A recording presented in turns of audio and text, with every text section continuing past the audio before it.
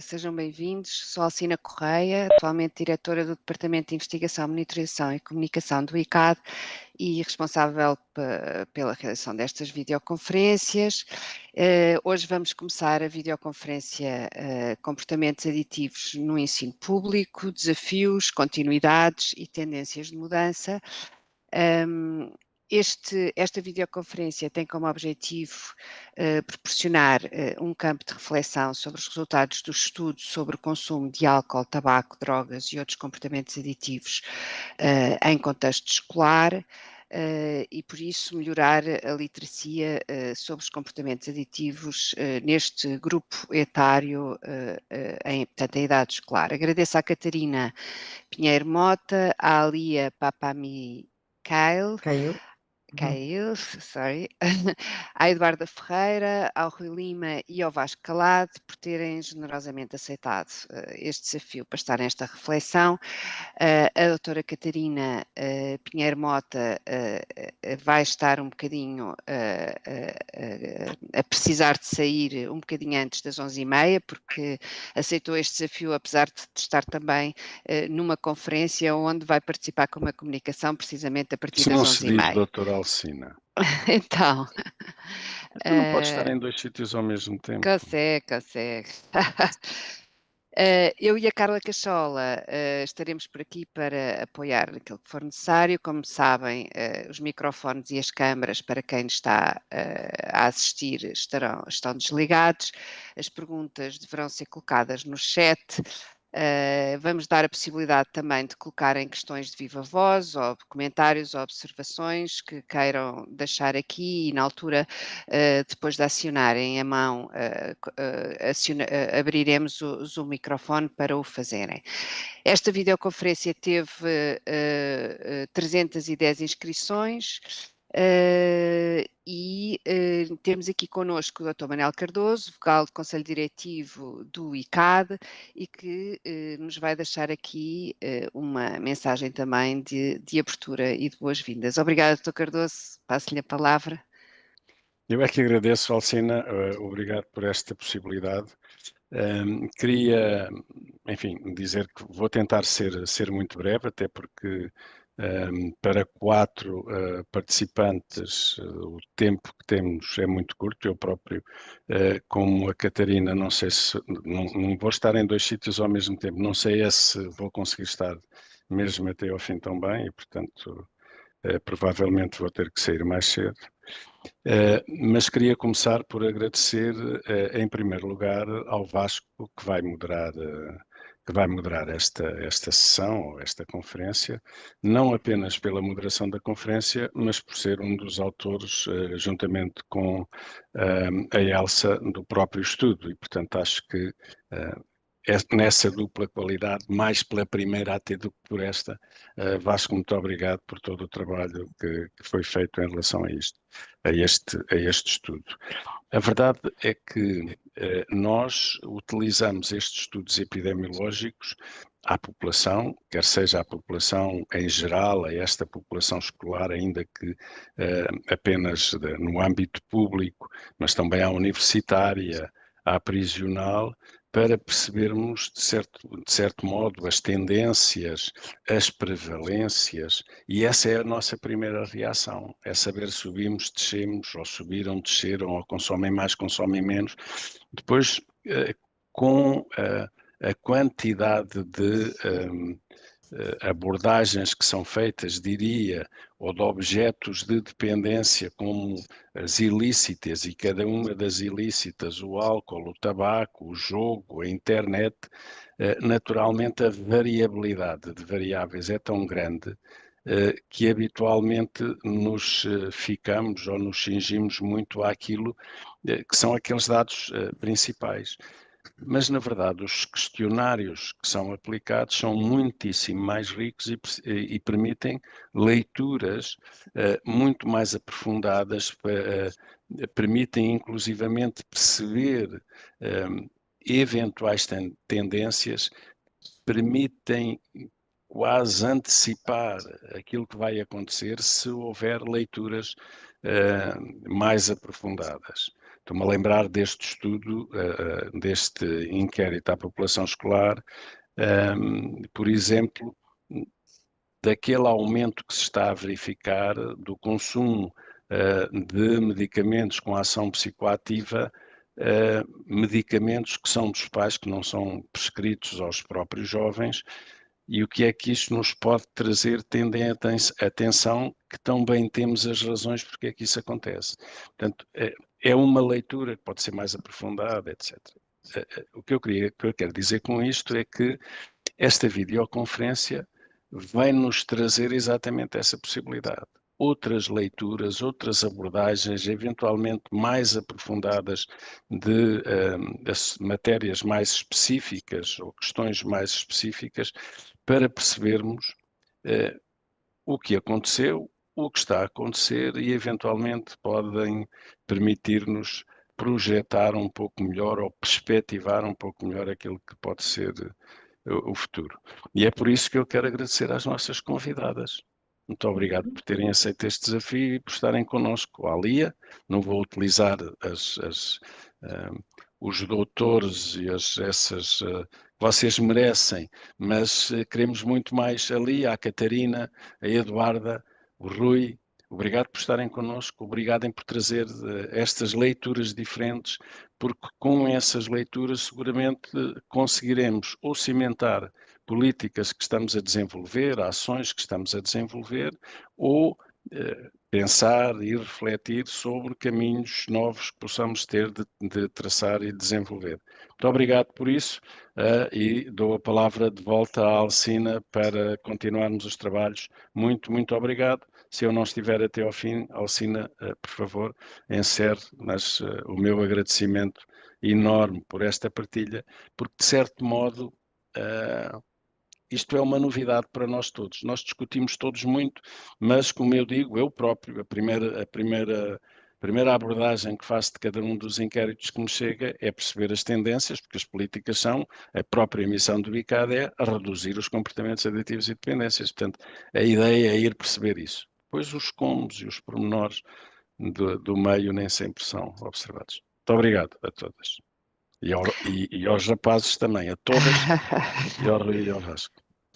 Obrigada, Dr. Cardoso. Também se calhar referir que hoje é o dia 26 de junho e que esta iniciativa também se enquadra nas iniciativas que temos previstas para assinalar o Dia Internacional contra o Uso e o Tráfico Ilícito de Drogas e, portanto, deixar também essa nota. E passava, sem mais demoras, a palavra ao nosso moderador, Vasco Calado. Vasco é doutorado em Antropologia, trabalha em investigação em comportamentos aditivos e dependências desde 2001, é autor e coautor de diversos produtos de investigação, tanto de natureza qualitativa como quantitativa, integra a equipa de investigadores da Unidade de Estatística e Investigação do Departamento de Investigação, Monitorização e Comunicação do ICAD e o Grupo de Trabalho Research, Innovation and Foresight da Agência Europeia sobre Drogas. Vasco, a palavra é tua. Obrigada. Obrigado eu pelo convite. Eu vou tentar moderar esta videoconferência que nos traz aqui a apresentação e discussão dos resultados do estudo, meu e da Elsa, que tanto trabalho deu, sobretudo a Elsa, na parte da preparação, da limpeza de bases, de análise de questões logísticas, etc. Vai ser, esperemos, uma videoconferência animada, e com muita discussão e, portanto, esperamos a participação de quem nos está a assistir. O ECAT é um estudo transversal realizado por inquérito em amostras representativas dos alunos do ensino público do terceiro ciclo e secundário, de cada grupo etário dos 13 aos 18 anos. A recolha de dados faz previa a aplicação do questionário preenchido pelos alunos em ambientes de sala de aula. O estudo é feito com a participação do Ministério da Saúde e das Secretarias Regionais dos Açores e da Madeira, a quem agradeço. A atual edição teve a participação de 329 escolas, 758 turmas e 11.083 alunos. A aplicação foi feita entre 15 de abril e 15 de maio. Como sabem, o estudo já foi apresentado e o relatório nacional está disponível no site do ICAD. Embora alguns resultados suscitem preocupação, para além da questão dos analgésicos fortes, como o Dr. Manuel Cardoso já referiu, também o consumo diário, a iniciação precoce entre consumidores de cannabis e cigarros eletrónicos. A presente edição do estudo é marcado por um desagravamento dos consumos de substâncias psicoativas e um aumento dos comportamentos aditivos sem substância. Assim, para se ter uma ideia, diga-se que entre 2019 e 2024 o consumo recente de álcool desceu 11 pontos percentuais, tabaco 12 pontos percentuais, drogas ilícitas 7 pontos percentuais, mas equivale a uma descida para metade. E há também menos alunos a iniciar-se de forma precoce no consumo e menos a considerar fácil o acesso às várias substâncias. Por outro lado, em contraciclo, com estas descidas temos um aumento do jogo a dinheiro 5 pontos percentuais, no jogo eletrónico nos últimos 30 dias 8 pontos percentuais e no jogo eletrónico diário 6 pontos percentuais. Para discutir estes resultados, convidámos então 4 especialistas em diferentes áreas que nos vão ajudar aqui a dissecar o que é que estes desagravamentos dos consumos de substâncias psicoativas e o aumento de comportamentos sem substância querem dizer. Em primeiro lugar, temos a professora Catarina Pinheiro Mota, que é psicóloga clínica, psicoterapeuta pela Sociedade Portuguesa de Psicoterapia Centrada no Cliente e Abordagem Centrada na Pessoa, professora catedrática do Departamento de Educação e Psicologia da UTAD. É investigadora integrada no Centro de Psicologia da Universidade do Porto desde 2010. Atualmente é coordenadora do programa Young in Mental Health da UTAD. Os seus principais interesses de trabalho enquadram-se na temática de vinculação, individuação e adaptação psicossocial de adolescentes e jovens adultos de diferentes configurações familiares, ainda com destaque no acolhimento residencial de crianças e jovens, assim como na intervenção psicoterapêutica. Como mote para a sua intervenção, que esperamos que não seja muito longa, de maneira a podermos ter depois discussão com os participantes que estão em casa, lance-lhe então o seguinte mote. Estudos realizados recentemente apontam como uma explicação para o decréscimo do consumo de substâncias psicoativas por parte dos jovens as novas formas de parentalidade. Estamos, de facto, a assistir a uma mudança dos estilos parentais. São os pais de hoje mais rigorosos e controladores e, ao mesmo tempo, menos dispostos a conceder autonomia aos filhos, o que faz com que os jovens passem menos tempo em casa, mais tempo em casa e menos na rua. Estão os pais hoje mais conscientes dos riscos associados ao álcool, ao tabaco e às drogas ilícitas e menos conscientes dos riscos associados ao jogo eletrónico e ao jogo a dinheiro? Portanto, professora Catarina, a palavra é sua. Está sem som.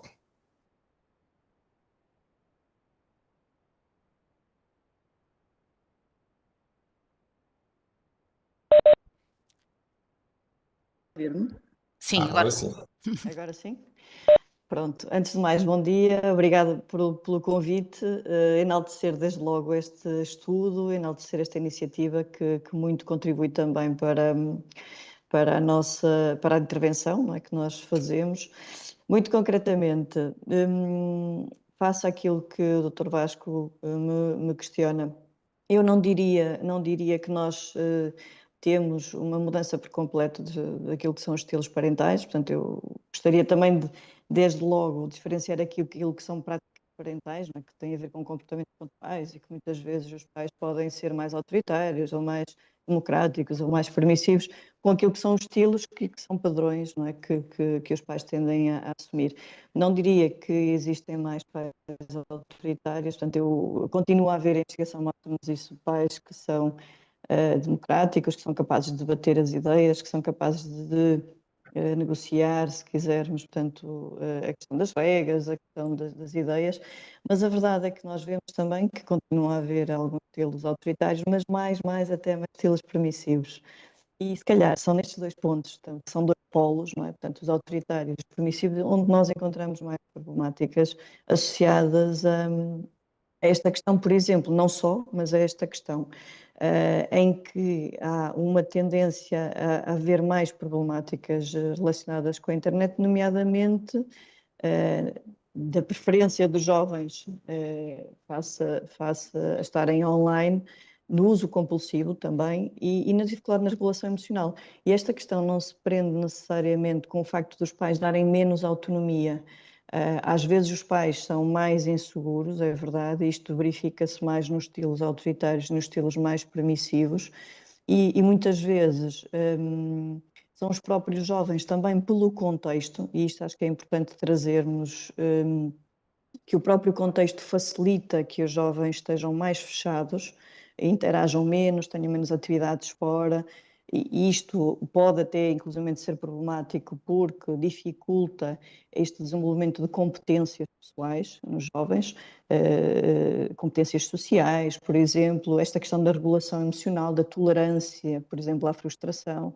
Isto sim é algo problemático, não porque os pais não queiram promover a autonomia, mas porque há uma conjuntura entre pais que são talvez mais inseguros, que sentem que realmente os filhos podem estar mais seguros em casa, mas ao mesmo tempo os jovens, e falamos aqui de adolescentes, não é? Também não procuram esta saída, por exemplo, não é? Se os pais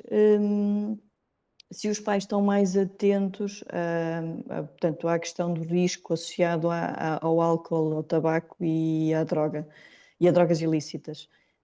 Eu julgo que sim, que estão, porque estamos a falar aqui de uma geração que teve uma intervenção e que foi bastante confrontada com estas questões. Mas em relação ao jogo, aos riscos associados ao uso da internet, e aqui falamos de toda esta panóplia que o Dr. Vasco comentou, no risco associado ao jogo, online, apostas a dinheiro, talvez seja algo que seja relativamente novo. Os pais podem não estar atentos, nós temos visto isto não só em Portugal, mas no estrangeiro, alguns incidentes que vão acontecendo, efetivamente os jovens muitas vezes até estão fechados no quarto e os pais desconhecem um bocadinho a sua rede de contactos. E esta questão pode, de alguma forma, pode ser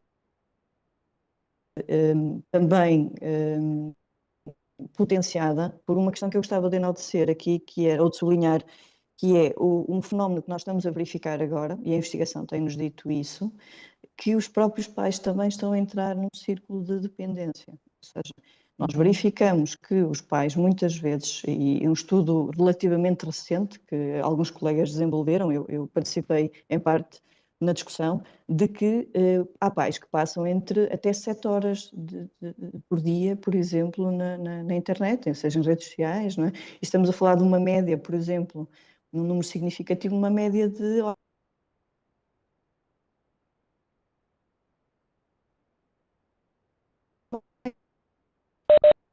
Catarina, ficámos sem som. muito, não é? Portanto, Agora já estamos a ouvir. acaba por ser muito. E isto tem. Se calhar a internet que às vezes falha. Estão a ouvir-me?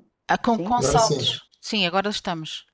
Estava a dizer que às vezes há uma mediação permissiva também por parte dos pais, o que potencia também esta dependência, ou seja, os pais muitas vezes não criam uma barreira também para o uso, por exemplo, para o uso de redes sociais, por exemplo, para o uso do número de horas, não é? Estando de alguma forma isto associado realmente ao risco maior de uso abusivo da internet. Uma questão importante também que eu gostava de sublinhar é que temos verificado que este uso abusivo conduz não só a uma série de problemáticas relacionadas com dependência, mas também ao aumento de comportamentos de risco associadas também, por exemplo, a maior agressividade, por exemplo, como dizia há bocadinho, menos tolerância e inclusivamente maior evitamento social, o que na continuidade remete muitos jovens para um adoecimento psicológico. E nós vemos agora que as taxas têm sido muito expressivas, por exemplo, o desenvolvimento da sintomatologia psicopatológica, como a ansiedade e depressão.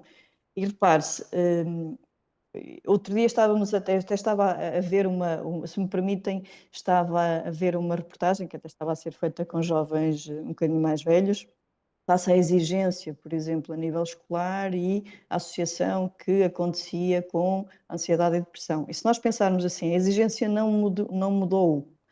A exigência que é colocada, por exemplo, nas nossas escolas,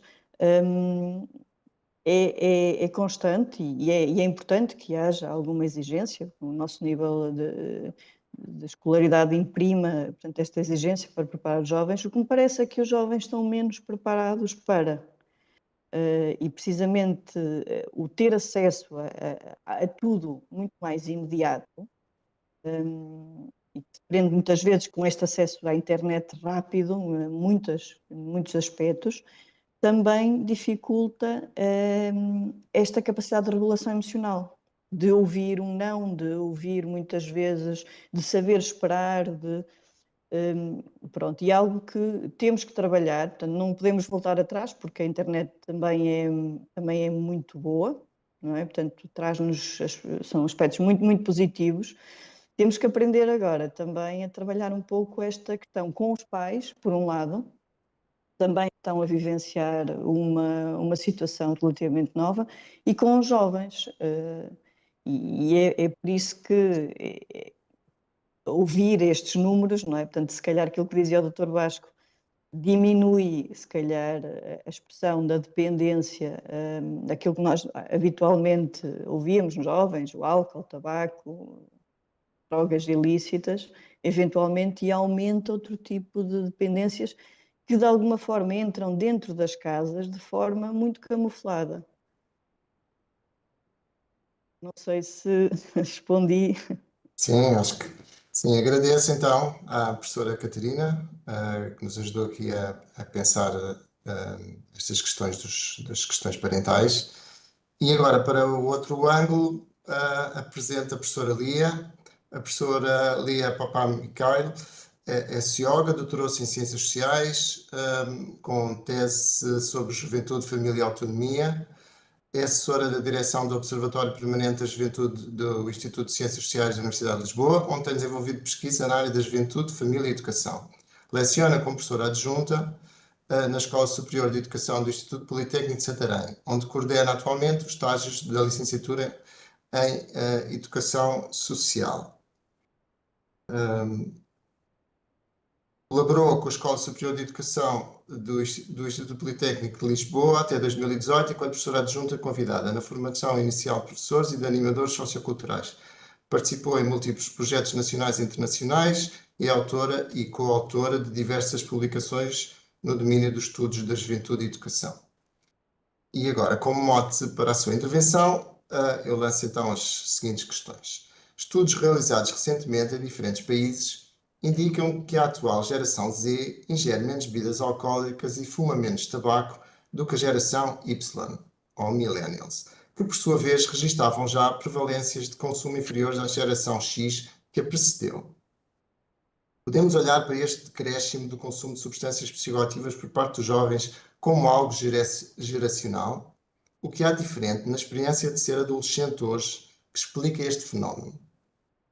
Mais preocupação com a imagem, a saúde e a forma física? Novas formas de sociabilidade? Em suma, estamos perante mudanças geracionais que fazem com que os jovens pareçam menos dispostos hoje a correr riscos e a adotar comportamentos perigosos? Professora Lia, a palavra é sua.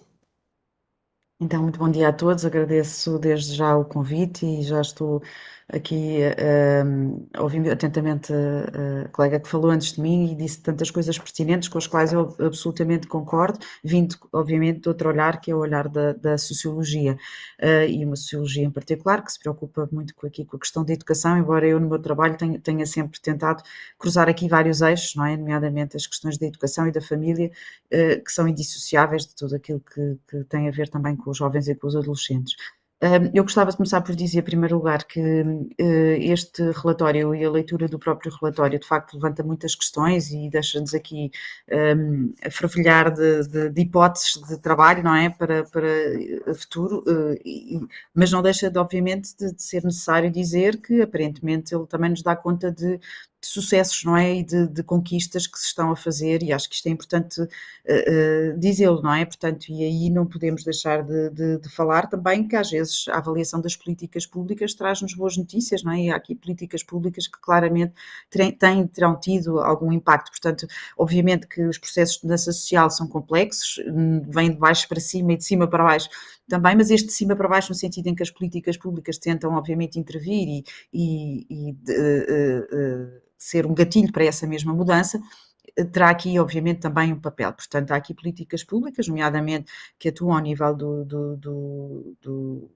acesso, não é? E da dificultar o acesso dos jovens a determinado tipo de substâncias e consumos, e a par das campanhas de sensibilização e informação, queremos acreditar que elas também, por si mesmas, também operam essa diferença, para além daquilo que tem a ver com aquilo que a colega dizia, de estarmos a falar de uma geração de pais que eles próprios passaram, e como sabemos, estamos a falar da geração X que consumia mais do que a atual, eu não gosto destes rótulos, mas vamos usá-los para a economia de tempo, são pessoas, ou muitos deles são pessoas que ou experimentaram ou elas próprias assistiram a este tipo de contacto com substâncias ilícitas, dependências, etc. Pronto, eu queria depois, em relação à pergunta que me fez, dizer o seguinte: obviamente que nós usamos estes rótulos geracionais, e o conceito de geração é um conceito muito discutido também na área da sociologia, e é um conceito com muito potencial explicativo e obviamente com interesse. No entanto, muitas vezes quando nós ou utilizamos o rótulo geracional, acabamos por estar a camuflar tudo aquilo que é a diversidade interna no mesmo grupo. Portanto, nós não podemos falar dos jovens, não é? Ou da juventude, ou de uma determinada geração, estamos a falar de vários jovens e sobretudo, de vários grupos juvenis. E, aliás, o exercício que o relatório faz no fim, ao fazer aqui um exercício de traçar perfis, não é? De consumo e perfis de não consumo também, de certa maneira, é um exercício muito útil para justamente nos dizer que, atenção, há aqui grupos, não é? De maior risco, grupos onde se concentram consumos, ou determinados tipos de consumo e não outros, que nos obviamente, que ajudarão seguramente as políticas públicas a direcionar melhor a sua ação, isso seguramente, e também aqui a colocar alguma ênfase na diversidade interna daquilo que é a juventude, e neste caso a adolescência, uma vez que estamos aqui a falar de um público muito específico entre os 13 e os 18 anos. Um público que nós chamamos de jovens ou de adolescentes, mas na verdade são estudantes, e estas duas condições sobrepõem-se, não é? Ser jovem e estudante na nossa sociedade, felizmente, é quase uma mesma condição, não é? Ser jovem é ser estudante em larga medida. Do ponto de vista das características da adolescência, por assim dizer, podemos falar aqui da sua natureza muito performativa, a construção de si na nossa sociedade é muito, a construção das identidades juvenis é muito performativa, faz muito pelo consumo e pelos estilos de vida que se adotam, e isso é um traço que se mantém, intergeracional, tem-no sido, e é uma construção de si que se faz também por referência a uma determinada paisagem cultural, não é? Quer dizer, que determina muitas vezes os modelos com os quais nós entramos em diálogo, enquanto eu estou a falar na perspectiva de um jovem, não é? O que é, quais são as grandes referências culturais, e elas próprias também são diferentes, toda a gente conhece os muitos trabalhos que existem sobre as várias tribos juvenis, não é? E de maneira que elas acabam por informar um estilo de vida onde determinadas práticas são socialmente aceitáveis, desejáveis e outras não, e onde alguns até podem adotar determinadas práticas de uma perspectiva experimental, mas depois não prosseguem para que elas se tornem regulares, pensamos aqui no consumo do tabaco, do álcool ou de substâncias ilícitas,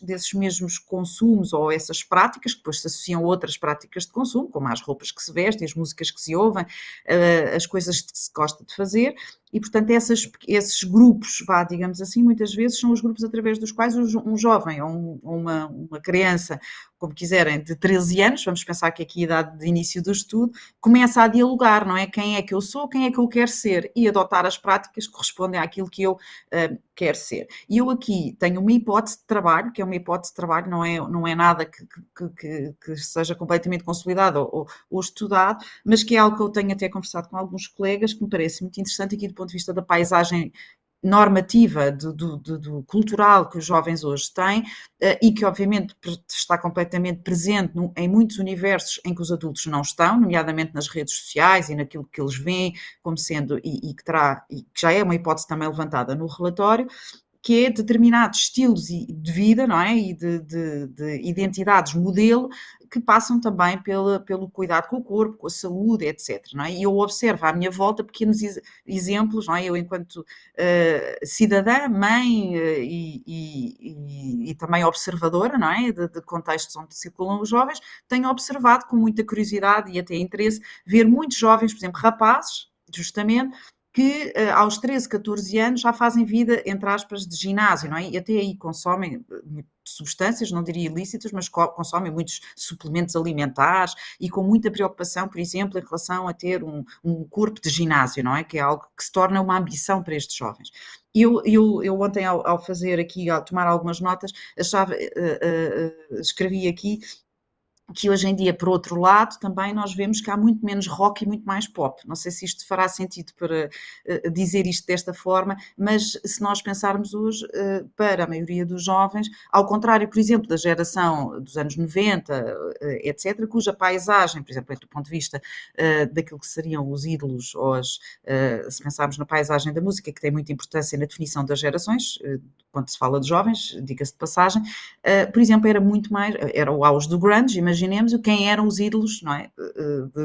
Nessa altura, era completamente rock, obviamente, muito associada a estilos de vida em que as substâncias, o álcool, o tabaco, faziam parte desse elan, não é? E se tornava quase uma coisa atrativa, não é? Para muitos dos jovens. Isto, claro, nunca funciona como uma influência única de todo, não é? Mas convenhamos que hoje assiste-se a uma paisagem desse ponto de vista, onde circula muito menos este tipo de modelos e onde se cultivam outro tipo de imagens, não é? Públicas, não é? Mesmo destas referências culturais, que os jovens, obviamente, adotam.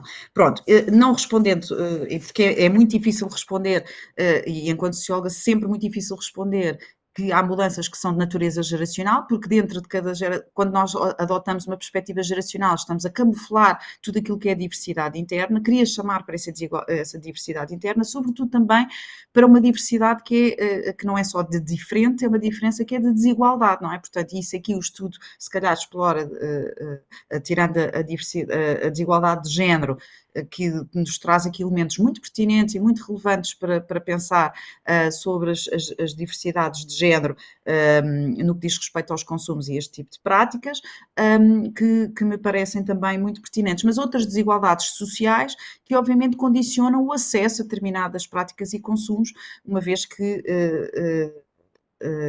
esses consumos são mediados pela posse de recursos financeiros, nem que seja ao acesso a esses mesmos produtos. E desse ponto de vista, acho que também há aqui uma reflexão que tem que ultrapassar esta dimensão geracional, obviamente, que camufla toda esta diversidade interna.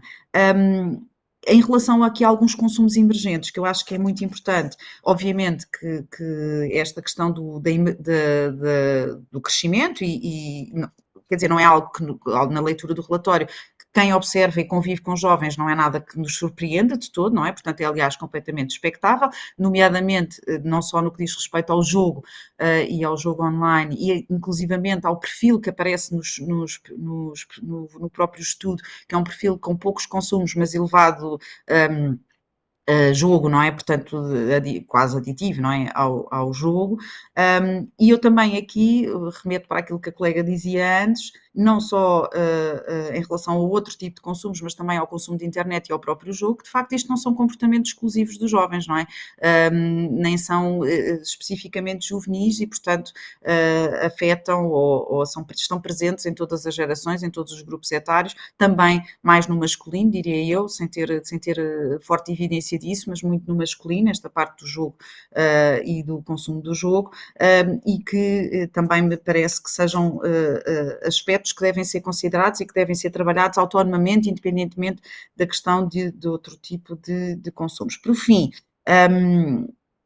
esta questão da família, não, da família, como já foi referido, tinha aqui notas que vão completamente no sentido daquilo que a colega já tinha referido, e por fim dizer então que esta questão de que a internet se torna território de existência, não é? Portanto, para os próprios jovens, e também um território onde circulam todas estas normas e estas referências culturais e não só, também onde circula a desinformação, onde circulam muitas questões que não são dissociáveis de todas estas, não é? Também ao nível da própria saúde, de comportamentos relacionados com a saúde e com o corpo, enfim, circula muita coisa, não é? Nestes territórios, e o efeito dos algoritmos é que muitas vezes os adultos não estão a ver as mesmas coisas, não veem, não têm acesso, não têm consciência, e isso é de facto algo que me preocupa. Não controlam, não é? Portanto, eu já dei aqui,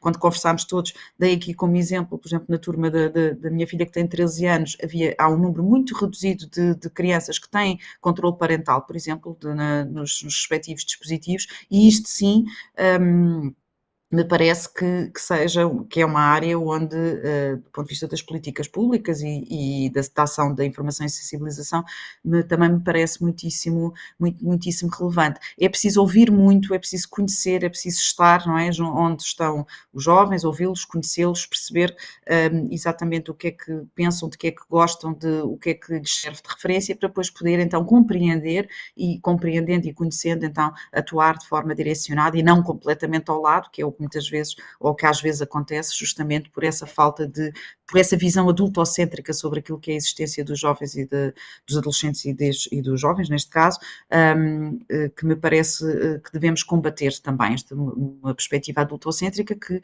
depois leva a aquilo que eu diria em gíria, tiros ao lado, não é? Naquilo que é a compreensão daquilo que são os universos juvenis. E pronto, e fico-me por aqui para deixar também aqui espaço para outras discussões. Obrigado pela sua intervenção e por mais uma vez tantas questões que foram aqui levantadas. Só uma palavra aqui que nós, enquanto autores, temos aqui explicar porque é que damos esta ênfase à questão das gerações. Por um lado, obviamente, as políticas públicas e o trabalho que o ICAD tem feito, e não só, são importantes, obviamente, aqui, e explicam também este crescimento dos consumos e reflete o trabalho que é feito, obviamente. Mas a questão é que quando vamos olhar para a situação internacional, e não se esqueça que o ECAT funciona, insere-se no âmbito de um estudo mais alargado europeu, embora o estudo europeu se foque apenas nos alunos de 16 anos, e o retrato em muitos países é de decréscimo. E quando vamos olhar para outros países do mundo ocidental, os Estados Unidos, o Canadá, a Nova Zelândia, este fenómeno, sobretudo no álcool e no tabaco, verifica-se. Daí nós tentarmos olhar para isto de uma forma geracional e procurar explicações no âmbito societal. E foi por isso é que temos focado mais essas questões. Pronto. Agora, para abordar numa outra perspectiva a questão do género, temos a professora Eduarda Ferreira. A professora Eduarda Ferreira tem formação em Psicologia da Educação, mestrado em Sistemas de Gestão e Learning e doutoramento em Geografia Social e Cultural e um pós-doutoramento. É diretora adjunta do Centro Interdisciplinar em Ciências Sociais e coordenadora do Grupo de Investigação de Igualdade, Cidadania e Género. É diretora, tem publicado e apresentado trabalhos sobre género e sexualidades, tecnologia, digitais e educação. Como mote, lança então as seguintes questões. Os resultados do ECAT, à semelhança de estudos internacionais recentes, indicam que é entre os elementos do sexo masculino que o decréscimo do consumo de substâncias é maior. Em contrapartida, em alguns indicadores, as prevalências entre as raparigas não só não desceram, como até subiram. Em que medida está relacionado com as alterações dos papéis de género? Estão as coisas a mudar também no que diz respeito aos comportamentos aditivos? Pode dizer-se que o consumo de substâncias psicoativas é cada vez menos encarado como ritual de passagem da infância à adolescência e os rapazes, em particular, não sintam a mesma necessidade de se afirmarem dessa forma e a pressão de pares para o consumo seja menor? É surpreendente que o consumo de álcool, mas também de tabaco, sejam hoje entre os alunos práticas mais femininas do que masculinas? Professora Eduarda, tem a palavra. Muito obrigada. Antes de mais, obrigada pelo convite para poder refletir convosco sobre estes resultados. Acho que é extremamente importante a existência deste tipo de estudos e de relatórios para percebermos ou tentarmos perceber a realidade. Estou completamente em linha com os comentários que as minhas colegas fizeram antes e as questões que me colocam são muitas, variadas e difíceis de responder assim, mas há algumas leituras que são possíveis. Primeiro, perceber de facto o aumento. Há aqui um dado que salta à vista quando temos uma análise de género destes resultados, que é o aumento do consumo por parte das raparigas, muito a nível do álcool, mas também dos tranquilizantes e analgésicos fortes. E este obviamente uma área de grande preocupação. E porque também é uma inversão de padrões anteriores que existiam, né? Claramente o álcool era, em relatórios anteriores, indicado, e pela nossa percepção da realidade, muito mais consumido por rapazes, e agora temos este maior consumo por raparigas.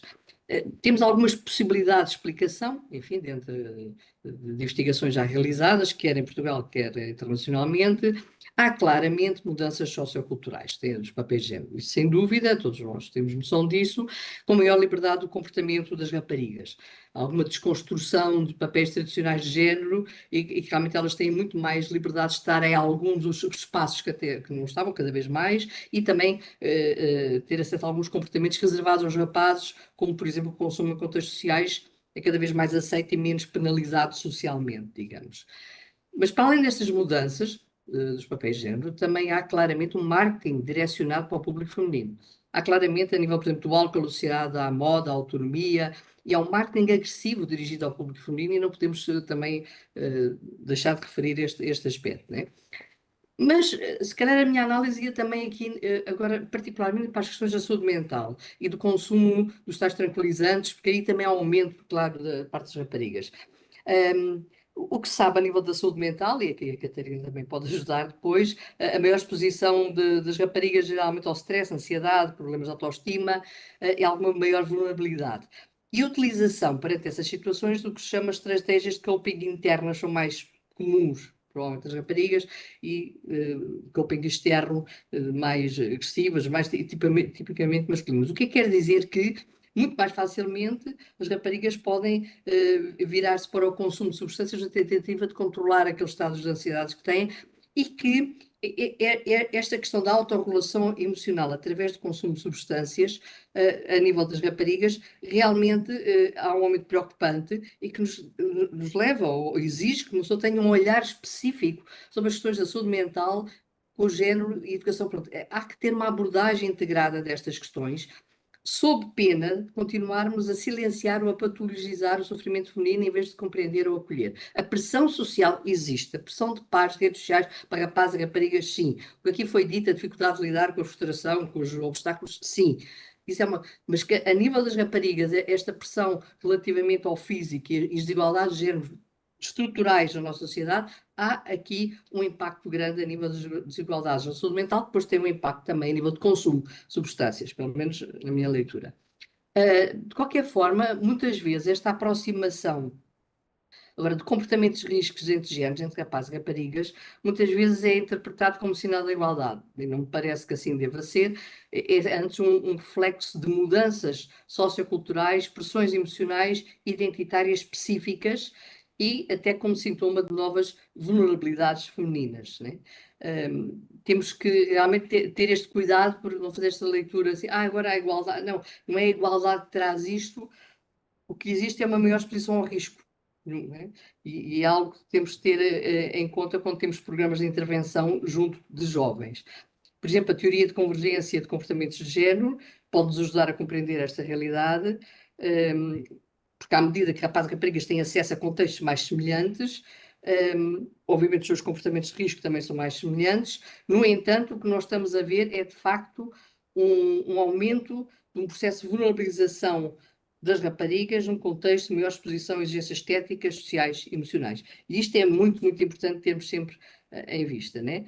E o que é que este aumento também de consumo de parte das raparigas, que é realmente aquilo que nos preocupa, exige, obviamente, estratégias específicas, com sensibilidade de género, E o que às vezes nós verificamos é meras réplicas de abordagens centradas nos rapazes ou nos padrões anteriormente detectados. E na intervenção inicial achei muito interessante também, como o Dr. Manuel falou, estes estudos não é só para sabermos o que é que existe, mas também para desenharmos intervenções, estratégias de intervenção. Então perceber que têm que ser diferenciadas e têm que ter uma lente de género nestas intervenções. E, portanto, por exemplo, campanhas que vão desconstruir a associação entre consumo e afirmação de identidade feminina, né?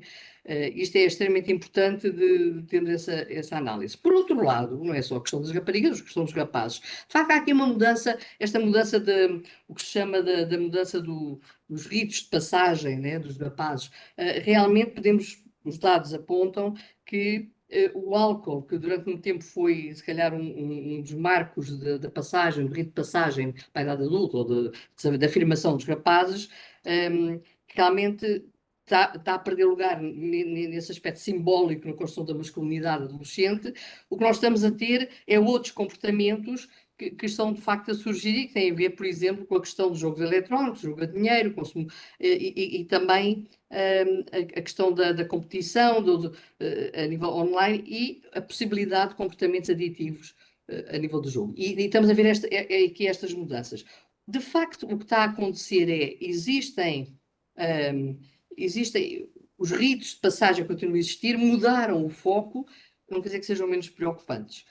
Há pouco diziam, e bem, as políticas públicas estão a ter algum efeito, porque há algum decréscimo a nível de consumos, pelo menos, enfim, em algumas linhas, mas há outros que estão a aumentar. Portanto, isto é sempre um jogo, digamos, uma realidade muito dinâmica que temos que ir acompanhando. E a nível dos rapazes, claramente, essa situação está a acontecer e podemos ver que a tecnologia e os videojogos estão a ter uma centralidade na afirmação da masculinidade dos rapazes, pelo menos é o que os estudos apontam, e que são espaços de reconhecimento entre pares, né?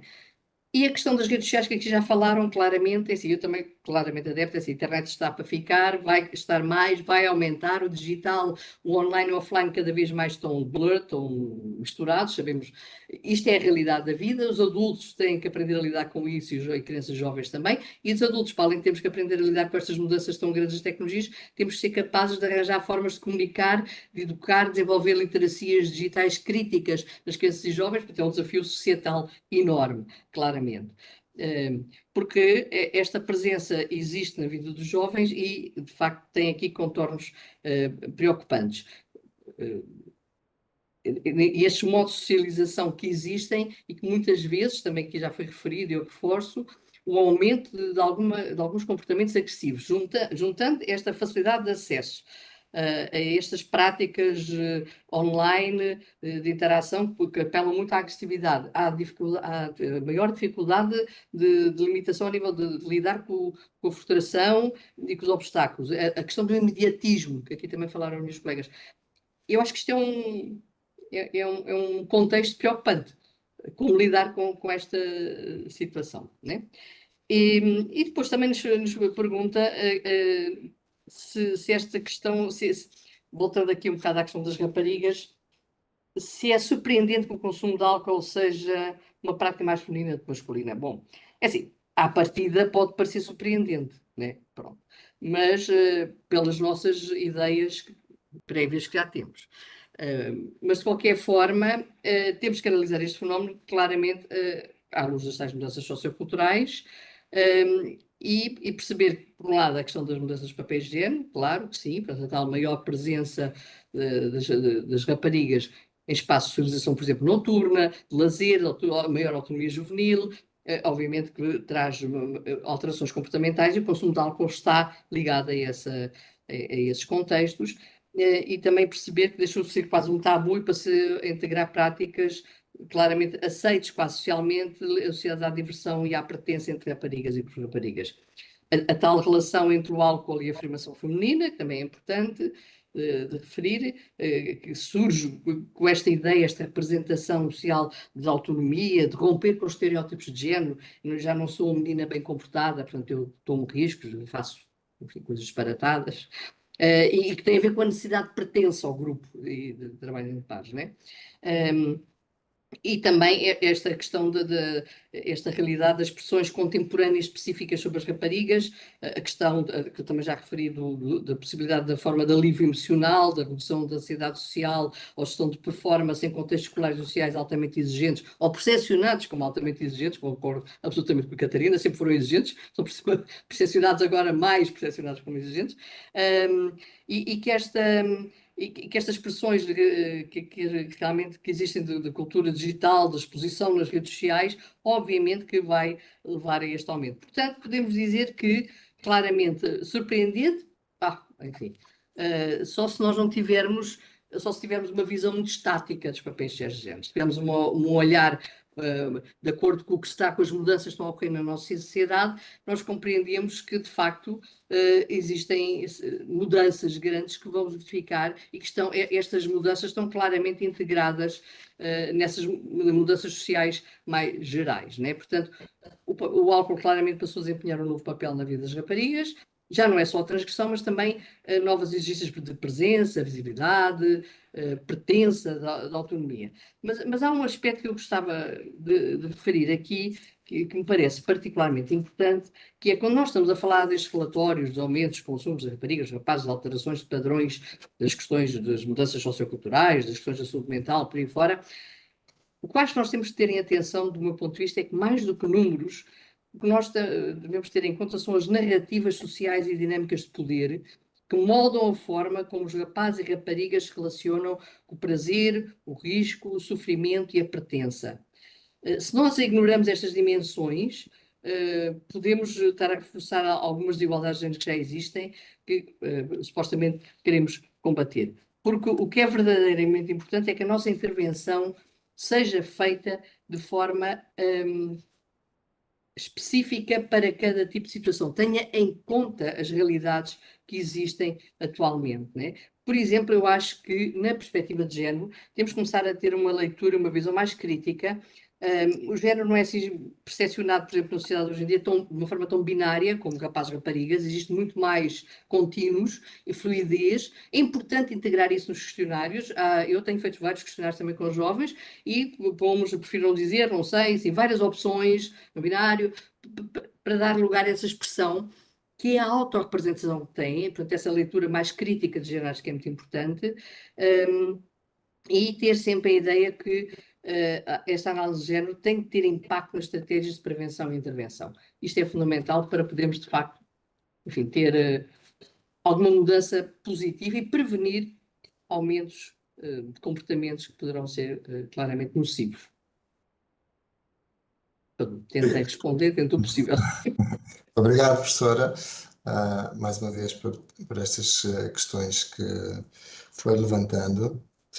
E agora, antes de apresentar o último convidado, lembro-me que estamos à espera de questões para que depois possam ser levantadas e colocadas aos vários convidados. E não se esqueçam, no limite podem pedir para abrir o microfone e levantar a questão de viva voz. Por fim, temos então o Dr. Rui Lima, que é técnico superior na Direção de Serviços de Projetos Educativos da Direção-Geral de Educação, coordenador do domínio de saúde no âmbito da Estratégia Nacional de Educação para a Cidadania. Representa o Ministério da Educação, Ciência e Inovação em vários grupos intersetoriais, nomeadamente a Comissão Técnica do Conselho Interministerial para os Comportamentos Aditivos e as Dependências e várias comissões do PNR-CAT. Também o Fórum Nacional Álcool e Saúde e, finalmente, o projeto Promoting Mental Health of Children and Youth by Addressing the Risks of Online Gambling and Gaming. Como mote, então, para a sua intervenção, lanço então as seguintes questões. Em que medida o decréscimo no consumo de substâncias se deve ao trabalho que é feito nas escolas, nomeadamente na área da prevenção, mas não só? E qual é a percepção dos professores relativamente ao que foi falado até aqui, nomeadamente no que diz respeito aos estilos parentais, às mudanças geracionais e às questões de género? O decréscimo do consumo de álcool, tabaco e cannabis e o aumento do jogo eletrónico e do jogo a dinheiro constituem uma surpresa ou é algo que vai ao encontro do que os professores assistem diariamente? Em que sentido os alunos que frequentam o ensino público português são diferentes dos de outros tempos? E em que medida o decréscimo no consumo de substâncias se explica também pela cada vez maior proporção de alunos estrangeiros nas escolas públicas, nomeadamente os com origens em culturas com controle social mais apertado, em especial relativamente ao álcool. Dr. Rui Lima tem a palavra. Obrigado. Antes de mais, bom dia a todos e todas. Claro que tenho que começar por agradecer o convite ao ICAD para estar aqui a partilhar um bocadinho a visão da educação. E mais uma vez dar os parabéns ao ICAD por mais uma vez avançar com esse estudo, porque obviamente é fundamental também para o trabalho a nível das escolas e para ajudar os docentes a percepcionar os comportamentos dos nossos jovens. Eu quero acreditar que sim, que a redução deve-se muito ao trabalho das escolas e que as escolas têm vindo a trabalhar desde há muito as questões da prevenção dos consumos e a prevenção dos comportamentos aditivos. A gênese do trabalho da educação para a saúde em meio escolar teve a ver com o consumo ou prevenção do consumo de drogas, ainda nos anos 80, não é? E por isso é um processo que tem vindo a ser feito e que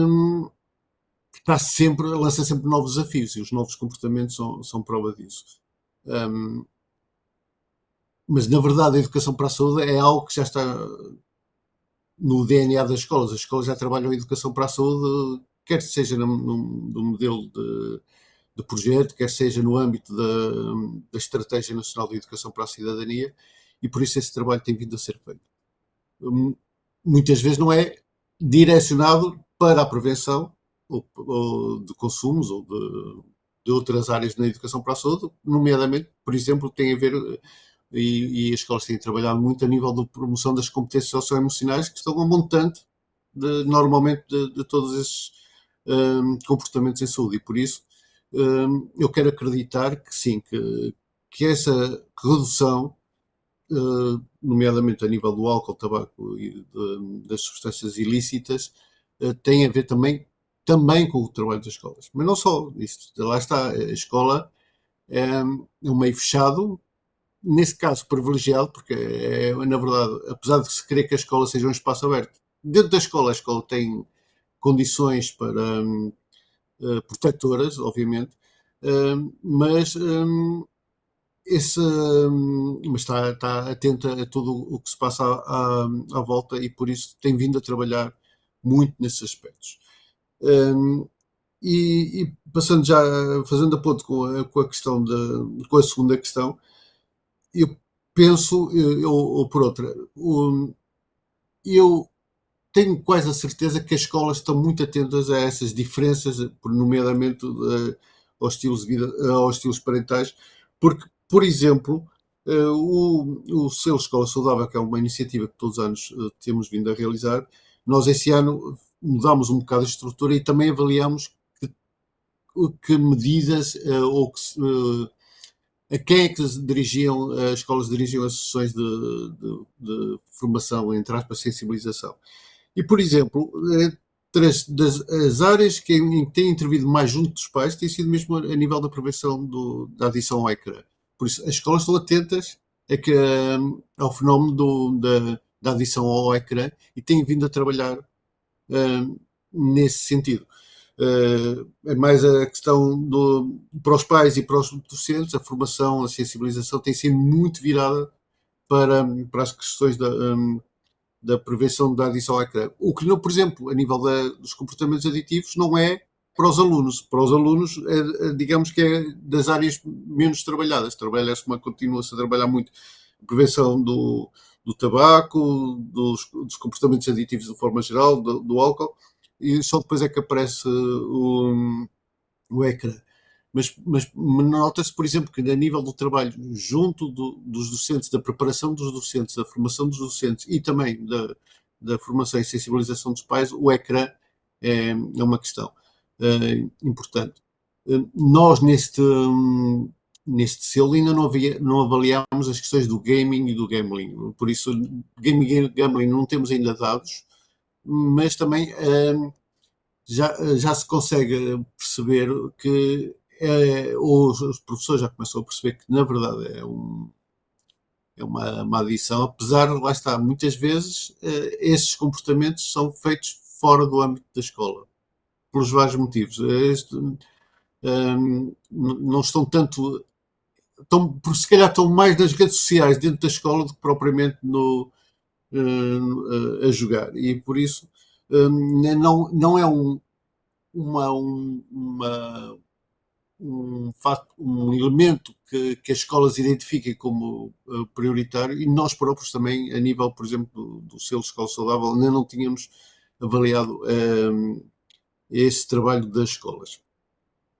Mas voltando também um bocado à primeira questão, para percebermos até que ponto é que as escolas tiveram um papel mesmo efetivo nessa questão, era preciso cruzarmos algumas informações, nomeadamente, por exemplo, seria interessante cruzar se as escolas que têm o selo, que intervêm a nível da prevenção, um trabalho mais sustentado, se na verdade se reflete também a nível das reduções.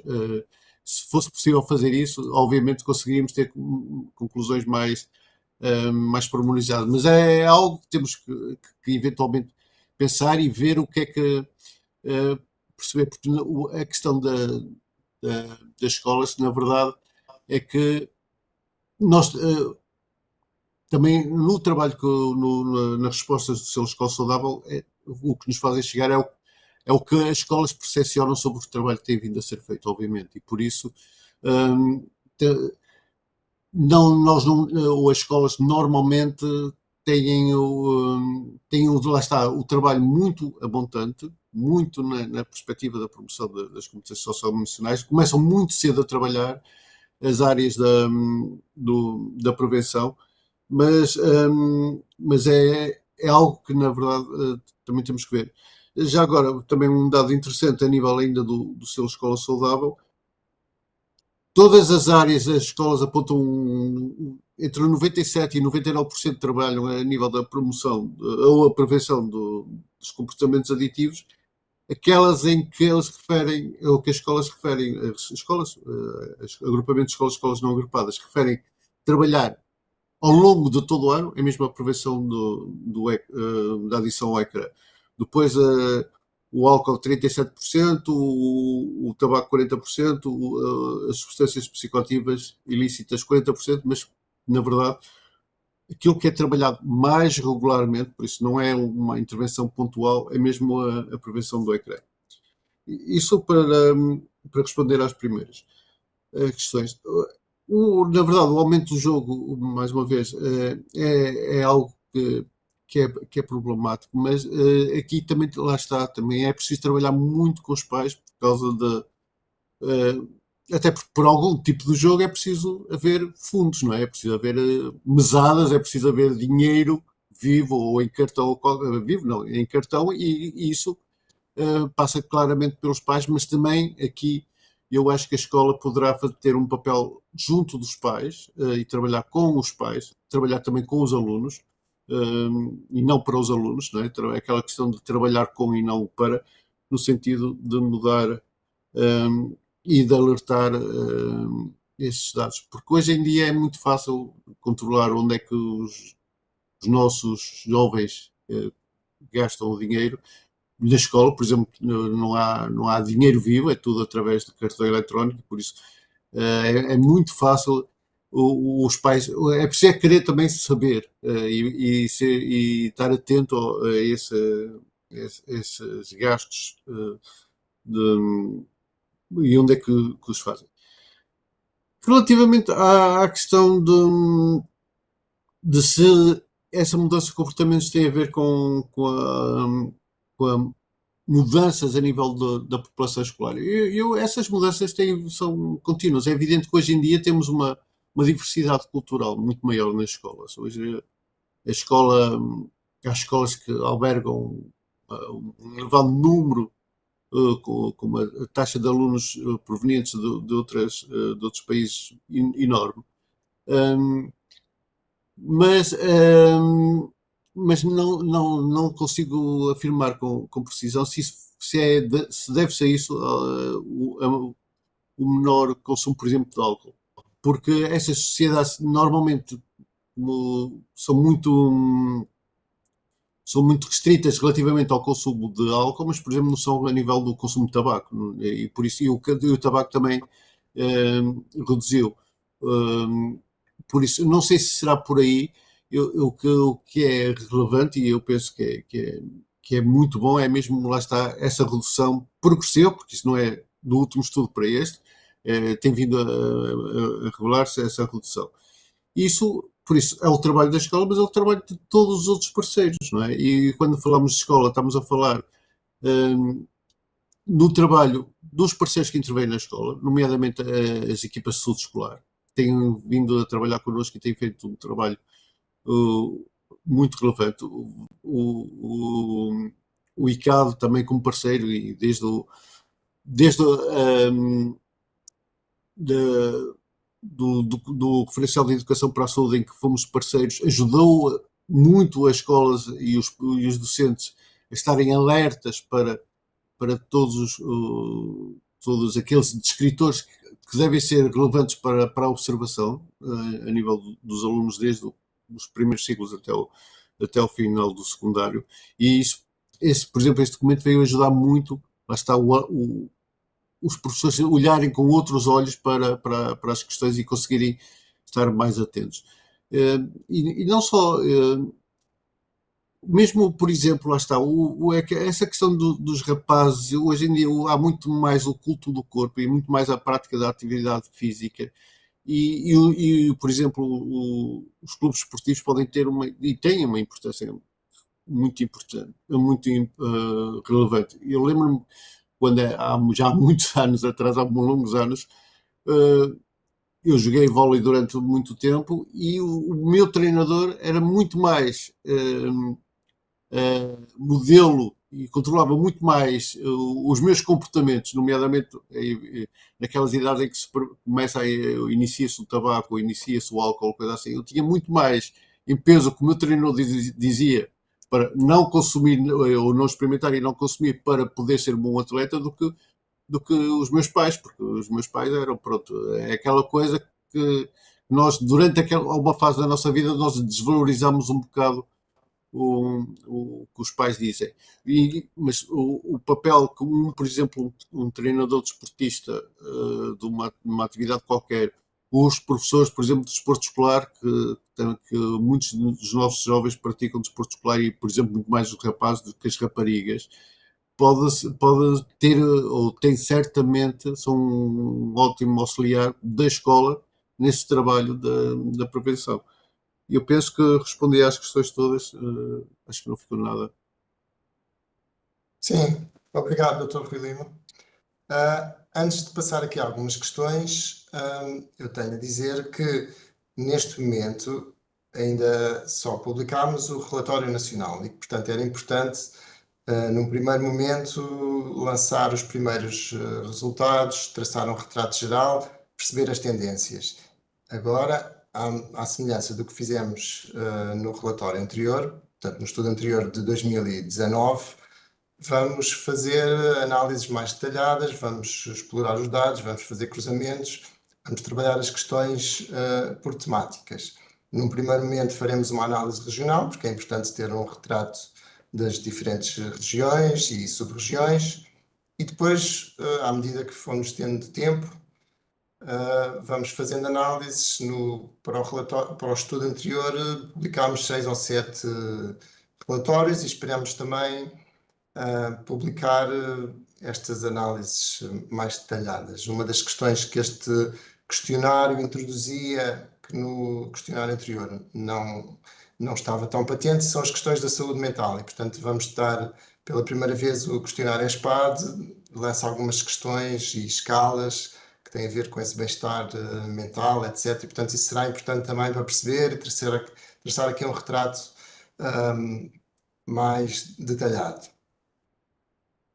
Eu também não sei se vamos ter tempo, mas uma das questões que eu gostaria, ou se tivéssemos tempo, seria o impacto da pandemia, porque o estudo anterior é de 2019, este teve a recolha de dados em 2024 e sabemos que pelo meio tivemos uma pandemia que implicou 2 confinamentos e alunos que tiveram fechados em casa, tiveram aulas online. Até que medida isso explica esta maior apetência por estas vivências em casa, verdes ecrãs, mudanças nas formas de sociabilidade, etc. Portanto, essa se calhar é uma questão, não sei se vamos ter tempo, mas que também seria importante discutir até que ponto a pandemia tem aqui impacto e explica um bocadinho estas tendências, e será que estas tendências se irão manter, ou se forem mesmo resultado desta questão da pandemia, se calhar já não vão ter tanto impacto nas próximas gerações, mas pronto. Temos aqui então 3 questões que eu vou ler. Então, a Constância Párias lança aqui a questão. O aumento do jogo a dinheiro e jogo eletrónico está relacionado com as constantes publicidades na TV e youtubers a casinos não regulamentados? Há aqui também uma questão de uma Margarida para o Dr. Rui Lima. Qual a influência que o uso de manuais digitais com o consequente aumento dos recursos a ecrãs? E finalmente a Sara Ribeiro pergunta em que idade e de que forma preconizam o início do trabalho da prevenção destas temáticas. Eu não sei quem é que quer iniciar esta segunda ronda, com estas questões todas que já foram levantadas. Eu podia só, se não se importassem, só a questão que o Dr. Vasco colocou acerca do impacto da pandemia, que eu acho que é muito relevante e se calhar precisa de ser equacionada, não é? Porque ela foi verdadeiramente disruptiva daquilo que eram as formas de iniciáticas, não é? Até de passagem da infância para a adolescência e para a juventude, não é? Relacionadas com os lazeres fora de casa, com as saídas à noite, tudo isso ficou, digamos assim, completamente, até porque pensando nas saídas à noite, as discotecas e os bares foram mesmo das últimas instituições a abrir, portanto houve ali um grupo de jovens, que aliás é apanhado neste questionário, em que a precocidade dos consumos, não é? Imaginemos, foi de facto impedida, consumos em determinados contextos, bem entendido, foi de facto impedida fisicamente, não é? Portanto, não era de todo possível, não é? Estimulando também outro tipo de consumos. Chamar-me a atenção, porque, como sempre, não é? E isto também é uma característica própria da juventude, que é o contornar as regras, não é? E de ultrapassar as regras e encontrar formas de ultrapassar e de contornar aquilo que são os controlos e os limites que lhes são impostos. Portanto, é o trabalho que os jovens têm a fazer nesta fase da vida, em muitos níveis. De formas emergentes, não é? Digamos assim, de contornar essas regras, mesmo depois quando por exemplo, nós sabemos que, por exemplo, nas grandes discotecas ou nos espaços de lazer noturno, começa a haver cada vez mais controle, até porque as multas que os comerciantes pagam são altíssimas e são, por exemplo, jovens menores a beber ou vendem bebidas alcoólicas a menores, que é os convívios em casa, onde o controle é completamente aquilo que até aparece aqui um bocadinho do binge, consumo binge de bebidas alcoólicas, que é o que os jovens chamam os convívios, não é? Os convívios são feitos muitas vezes em casa de uns e de outros, não é? Sem supervisão de adultos, portanto, e onde de facto poderá haver, é uma nova forma de conviver, não é nova, mas vá, que informa aqui um novo está codificado, era isto que eu queria chegar, não é que conviver em casa seja novo, mas os convívios é uma coisa que os jovens fazem, não é? E que muitas vezes até preferem, justamente porque há muito menos controle e muito menos vigilância. Outra coisa é o consumo na rua mesmo, não é? O consumo de bebidas alcoólicas na rua.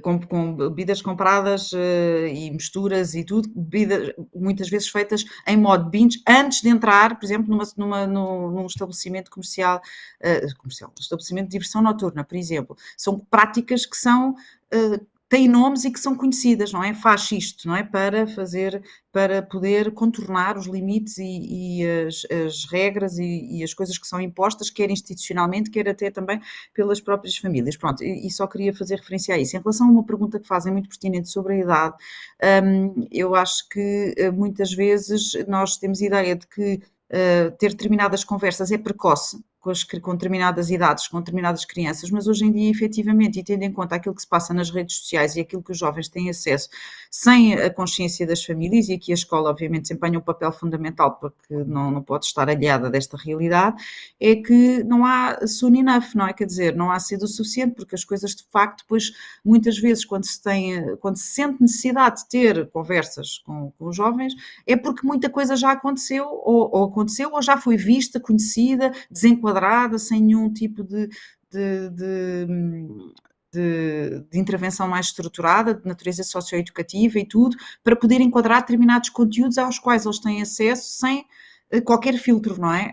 Em determinado tipo de contextos. Pronto, e eu acho que aí a intervenção, o facto de se pensar, mas para ter conversa determinado tipo de abordagens com miúdos do quinto e do sexto ano, será precoce? Ou mesmo do primeiro ciclo? Não sei se é, porque, claro, de forma ajustada, mas eu acho que há muitas coisas que têm raízes até mais profundas, e isso é muito, muito, acho que temos que pensar muito nisso, muito a sério, porque o que eu sinto é que muitas vezes, mesmo do ponto de vista da intervenção escolar, quando as conversas são tidas, entre aspas, ou determinadas abordagens são tidas, já muita coisa aconteceu, muitas vezes os miúdos já estão lá muito mais à frente, ainda nós estamos ali numa abordagem, às vezes, de uma literacia muito, muito básica e que para os miúdos, muitas vezes, para alguns pelo menos, já será tardia. Pronto, era só isto. Professor Eduardo, Sim, eu queria só um pequeno comentário aqui, uma questão da Sofia Fernandes que me diz será que o aumento de consumo de ecrãs também está relacionado com a diminuição de consumo de álcool e tabaco? Assim, como eu referia relativamente aos rapazes, claramente parece haver aqui uma mudança nesses padrões de masculinização e transição para a vida adulta, ou de serem percepcionados como homens já, e essa necessidade de afirmação. Mas o que eu quero só realçar é que não podemos descurar que a adolescência é uma época da vida com grandes fragilidades e vulnerabilidades, essencialmente. E qualquer programa de intervenção, mais do que focar nas substâncias, nos comportamentos aditivos, no jogo, no álcool, eu acho, do meu ponto de vista, que devia focar, e eu acho que nas escolas faz um pouco esse trabalho, desenvolvimento pessoal e social, desenvolvimento de competências pessoais e interpessoais dos jovens, do bem-estar, da saúde mental. É isso que vos pode dar ferramentas a lidarem com N pressões que existem, N situações que vão ser desafiados a entrar, e temos de ter presente que os desafios hoje em dia são muito maiores na medida em que o marketing e a chegar ao público jovem para os aliciar as grandes empresas para consumos, práticas, jogos, o que for, é muito mais fácil, é direto, através de um pequenino aparelho, eles estão sempre acessíveis portanto, o impacto pode ser muito maior. Portanto, mais do que para além de programas de prevenção dos consumos, disto e daquilo, dos comportamentos aditivos, desenvolver programas, e a escola é o garante da igualdade na nossa sociedade, programas de competências pessoais, sociais e emocionais, que os jovens possam desenvolver ali algumas estratégias para lidar com a vida, né? Que é sempre desafiante, e naquelas idades, se nos lembrarmos, é muito, muito desafiante. E acho que hoje em dia, neste contexto, é muito mais desafiante para os jovens, sem dúvida. Obrigado. Doutor Juliano.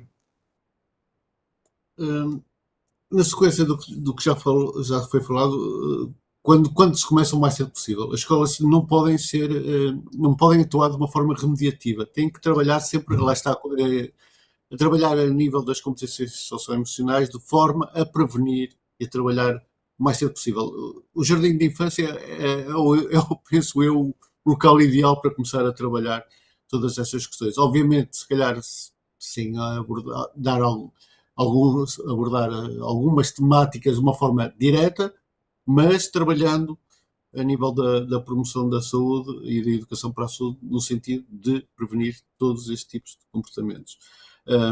E são todos os comportamentos em saúde. Normalmente são os mesmos miúdos que têm todos os comportamentos menos saudáveis, e por isso, até porque, sei lá, provavelmente não têm família, as famílias são disfuncionais, uma série de questões que agora para aqui não interessa. Mas claramente o mais cedo possível e trabalhar sempre a montante. Já agora, duas questões que também já tinham colocado. Se os manuais suporte digital se vão fomentar a adição ao ecrã. Quer dizer, eu não posso dizer que a utilização de manuais digitais vai fomentar a adição ao ecrã. Tem que haver estudos que comprovem isso, obviamente, porque senão também todos nós estaríamos viciados nos livros ainda e infelizmente todos nós que vivemos com manuais, se calhar uma parte significativa da sociedade não lê, por exemplo. E por isso acho que isso não se pode afirmar desse ponto de vista. Outra questão que já foi entretanto colocada, que é como é que a escola deve trabalhar, ou como é que é essas relações. Obviamente a escola tem que ser um espaço aberto e tem que trabalhar com todos. Primeiro de tudo, trabalhar com os alunos e com os docentes, não é aquela história da escola trabalhar para os alunos, dos docentes acharem que sabem o que é que os alunos querem abordar e trabalhar, e sem os ouvir, sem os envolver, está condenado ao fracasso. Por isso, primeiro de tudo, trabalhar toda a comunidade educativa de forma integrada e trabalhar com os alunos, envolvê-los em todo o processo. E é algo que, por exemplo, nós também, a nível do selo Escola Saudável, vimos que há algum trabalho a fazer. Os alunos e os pais são muito envolvidos na gênese dos projetos, mas depois chegam à avaliação, como normalmente faço a avaliação dos projetos de educação nas escolas no final do ano, e aí os pais já estão um bocado fora e os alunos já estão noutra, estão preocupados com os exames, com as férias, etc. E por isso já não intervém na avaliação e por isso há muito aqui a ser feito. E depois trabalhar com os parceiros todos, depois trabalhar mesmo realmente em parceria, não é? E que podem ser, obviamente, a saúde é um parceiro por excelência, a educação para a saúde, e já lá está, há um longo historial desse trabalho e é das parcerias que melhor se trabalha. Nesse momento, com os municípios, com tudo que é feito, nomeadamente, é muito importante envolver os municípios, quanto mais não seja com a transferência das competências da educação para os municípios. Os assistentes operacionais são funcionários dos municípios e por isso, sem esses colaboradores das escolas, o trabalho está destinado também ao fracasso. E é preciso muito envolver os assistentes operacionais e envolver os outros técnicos, que pode passar por coisas tão simples, por exemplo, a nível da prevenção do álcool, o maior controle sobre aqueles estabelecimentos todos que existem à volta da escola e que promovem, não digo que promovam, mas que facilitam o consumo de álcool. E isso tem que ser feito com os municípios, mas lá está, trabalhar de forma integrada e no verdadeiro sentido do que é uma parceria, e não é o nosso antigo diretor-geral, o Dr. Pedro Cunha, que chegou a ser secretário de Estado, muitas vezes dizia que as escolas trabalham em parceria. Parece que é, mas não é. É uma coisa diferente. E por isso, essa mudança de paradigma de trabalharmos todos juntos no mesmo sentido, só assim é que conseguimos ir lá. Eu não sei se houve, entretanto, outra questão, mas não me percebi. Sim. Entretanto, gostava de perguntar à professora Catarina e ao Dr. Manuel Cardoso se querem dizer alguma coisa, uma vez que manifestaram a intenção de ter que sair mais cedo. Não sei se a professora Catarina ainda tem tempo de fazer alguma coisa, do Dr. Manuel Cardoso, alguma coisa. Está sem som outra vez. Não.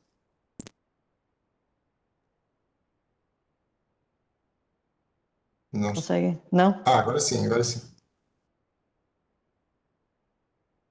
Agora estava a conseguir. E com problema de som. Conseguem ouvir-me? Agora sim, agora sim. Sim, pronto, só assim muito rapidamente, a propósito do Covid, só pegando um bocadinho naquilo que disse o Dr. Vasco, eu julgo que foi sim, uma situação muito fora do comum. Como nós sabemos, potenciou muito a internalização também, muitas dificuldades, portanto, nos nossos jovens e que se verificou numa exacerbação do isolamento maior. Portanto, no fundo, estavam muito ligados às redes, muito socialmente, mas ao mesmo tempo muito sozinhos. Isto nós fizemos vários estudos até naquela altura, inclusivamente nos alunos que transitaram, por exemplo, do ensino secundário para o ensino superior, e foi uma época que foi muito difícil em termos da integração, da promoção de competências. Eu julgo que isto é uma questão que, de alguma forma, nós vamos trabalhar ao longo do tempo. Quero acreditar que os benefícios que a era digital nos trouxe foram muito grandes, que eles vão também trazer algum benefício, mas ao mesmo tempo há questões que nós vamos ter que trabalhar também na continuidade que se prendem com as relações interpessoais. No que diz respeito à questão, eu estava a ler aqui uma questão da família que alguém colocou, como é que nós poderemos trabalhar isto na interação com a família e a escola?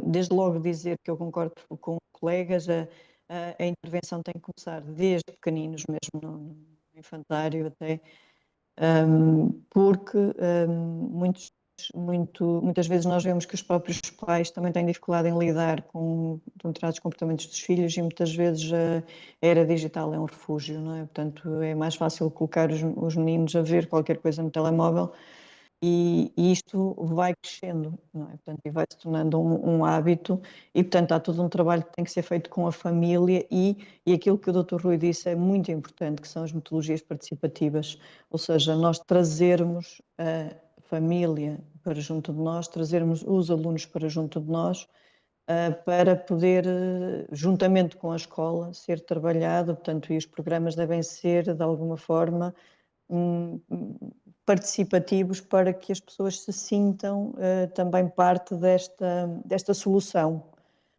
Pronto, e era mais neste sentido. Eu peço realmente desculpa ter que sair um bocadinho mais cedo, mas fica aqui o meu contacto e se tiverem alguma questão, não duvidem em colocar. Tá bem? Muito obrigada também. Pronto. Obrigado, professora Catarina, obrigado a todos. Vasco, obrigado também por me dares esta oportunidade ainda e comigo. Doutor, não estão a ouvir muito bem, se precisam baixar o microfone um bocadinho. Desculpa. A antena é uma coisa importante, realmente. Obrigado, professora Catarina, obrigado a todos. Apenas esta oportunidade para vos agradecer todas as comunicações, ou todas as respostas aos desafios que o Vasco fez, e muitíssimo bem. Claramente foi um momento, ou está a ser um momento de uma discussão e de uma abordagem um pouco diferente destas leituras. Vasco, eu se calhar, enfim, permitia-me alinhar no desafio do Rui Lima e ver se é possível, se eles derem a identificarem quais são as escolas que têm selo de escola saudável, é assim o selo, não é? Se é possível depois fazer de uma maneira simples, ou, com a ajuda da própria educação, uma vez que são parceiros também neste estudo, para perceber se há diferenças de resultado entre umas escolas e outras. Acho que era bom para a implementação do trabalho nas escolas, para cimentar, consolidar esse tipo de intervenção e, ao mesmo tempo, para estimular que 50%, 60% ou mais que ainda não têm o selo, para poderem alinhar e trabalhar nesse sentido. Que a forma como o Dr. Rui diz que se faz a intervenção na escola, desde que existem esta forma de estar e de fazer a educação para a saúde, com os referenciais educativos, a envolvente da escola e da comunidade é muitíssimo, muitíssimo maior, e quer queiramos, quer não, mais do que fazer promoção de educação para a saúde ou prevenção, nós estamos a promover uma mudança cultural. Aquilo que o Rui diz de preparar para a cidadania é claramente, na minha perspectiva pelo menos, uma tentativa de mudança cultural. Quando nós falamos nas ilícitas, enfim, foi um processo relativamente localizado no tempo, pode ter 50 anos, mas é localizado no tempo ainda. No caso das bebidas alcoólicas, nos países do sul da Europa e em praticamente todo o mundo, é muito mais cultural, muito mais enraizado e com muitíssimo mais anos. Não estou a dizer que as ilícitas não existem e a sua utilização para determinados fins, nomeadamente também culturais e até religiosos, não existe há mais tempo. Mas a do álcool ou das bebidas alcoólicas é muito prevalente em todo o mundo. Os políticos são muito mais, para tomar decisões, são muito mais pressionados pela cultura, por aquilo que a sociedade exige, do que propriamente pelos estudos que nós possamos apresentar ou pelas propostas que possamos fazer. Pensem só, hoje, como é fácil, porque a pressão da comunidade sobre o consumo de substâncias ilícitas, é fácil tomar medidas ou ter ideias sobre o que fazer em relação a esses comportamentos. Em relação ao álcool é muitíssimo mais difícil, é muito mais fácil dizer que não vou aumentar impostos ou vou aumentar impostos se essa é uma medida que eu tenho que tomar. Pelo contrário, não é?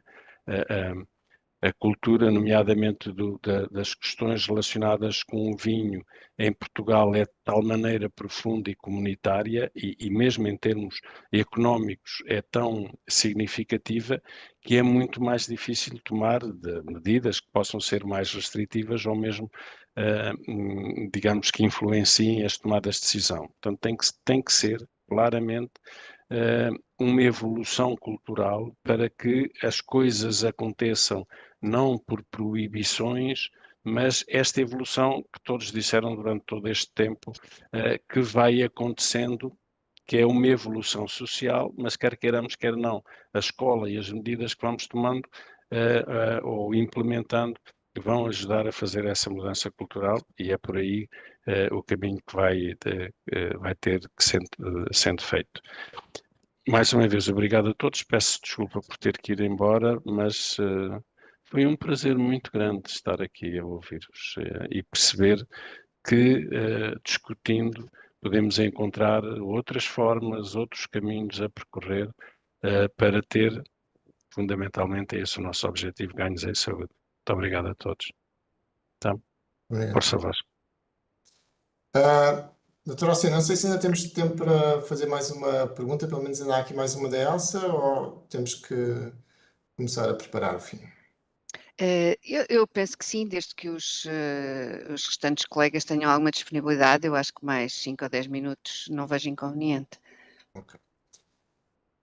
Então tenho aqui uma pergunta, uma questão colocada pela Elsa Lavado, que é juntamente comigo a outra autora do estudo. Bom dia a todos, obrigado pelas excelentes comunicações. Tenho uma curiosidade no âmbito dos impactos emocionais e psicológicos do foco intenso dos jovens no fitness, gaming e na cultura da performance, como ansiedade, stress e autoestima. Devem ser vistos como sinais de resiliência e autocuidado, ou antes como manifestações de fragilidade e dificuldades emocionais ocultas? Não sei quem é que quer... Eu gostava, não sei se a Lia também vai querer dizer alguma coisa, certamente, mas eu acho muito interessante isto e até é este tipo de leitura que ela está a fazer que eu acho que é importante termos. Que às vezes parece que as coisas já estão a melhorar, estão a ter mais cuidado com o corpo. O que é que isto quer dizer a nível de comportamento dos jovens? Quais são as verdadeiras causas? Por isso eu foco sempre na questão do desenvolvimento emocional e do suporte emocional aos jovens. Porque por vezes nós sabemos que esta preocupação com o corpo e com a imagem também resvala para excessos e para situações bem complicadas e que trazem dano ao próprio desenvolvimento das raparigas e dos rapazes. A pressão aí é diferente do ponto de vista da imagem corporal de rapazes e raparigas, mas a pressão está lá e eu não sei se de facto Eu também me parece que essa leitura que ela vai fazer, esta necessidade de pertença, esta necessidade de transmitir uma imagem de acordo com um padrão que existe, a pressão que isto gera e as dificuldades emocionais que vão ter como consequência são terríveis. E todos nós sabemos, a questão dos influencers e as imagens que eles seguem, como é que seguem, e depois todos os filtros que utilizam, e há quase com um desligar da realidade, um detachment completamente. E isso, sim, é preocupante. Portanto, às vezes essa leitura, agora tem comportamentos mais saudáveis, só porque estão a cuidar do corpo. Sim. Que cuidar do corpo é que é esse? Portanto, acho que ali também claramente há alguma coisa. Posso acrescentar, concordo perfeitamente, Eduardo, até porque é assim, de onde é que vem esse comportamento aparentemente saudável, não é? Se vem de um lugar de confiança, se vem de um lugar de vulnerabilidade, não é? E o que nós sabemos, não é, do ponto de vista daquilo que é o processo de construção de uma identidade na adolescência, e a própria adolescência como esse tempo, eu não gosto da ideia de que é um tempo de ruptura, necessariamente, porque não tem de ser, mas que é um tempo de vulnerabilidade, na medida em que é um tempo em que se se faz tudo pela primeira vez, ou o mundo se abre, digamos assim, e se definem pela primeira vez. Nós, durante toda a vida, construímos a nossa identidade, também não é verdade que cheguemos a um patamar de estabilidade, vamos estar sempre em mudança, obviamente, e adaptação àquilo que são as circunstâncias das nossas vidas dos contextos em que estamos inseridos, mas na adolescência isto é feito, no fundo, a resposta à pergunta quem é que eu sou, não é? Faz-se de uma forma particularmente intensa na adolescência. E, portanto, muitas vezes a adoção deste tipo de comportamentos vem de um lugar de vulnerabilidade e não de um lugar de segurança, não é? E de confiança que nos deixaria muito mais tranquilos, não é? Se viesse desse lugar. E a adoção deste tipo de comportamentos obedece, no fundo, ou vai ao encontro daquilo que é uma das grandes lógicas de funcionamento dos adolescentes, que é uma lógica de conformação, não é uma lógica de afirmação, necessariamente. É de conformação, um conjunto de normas, não é? Daquilo que se considera socialmente desejável, não é? E para quê? Para que haja um sentimento de integração, eu sinto-me integrado, e essa integração faz muitas vezes à custa da integridade, que às vezes até física, não é? Dos próprios jovens, não é? Quantos de nós até, não é? Não começámos a fumar para nos sentirmos não é? Mais fixes, não é? Entre o grupo, não queremos parecer choninhas, não é?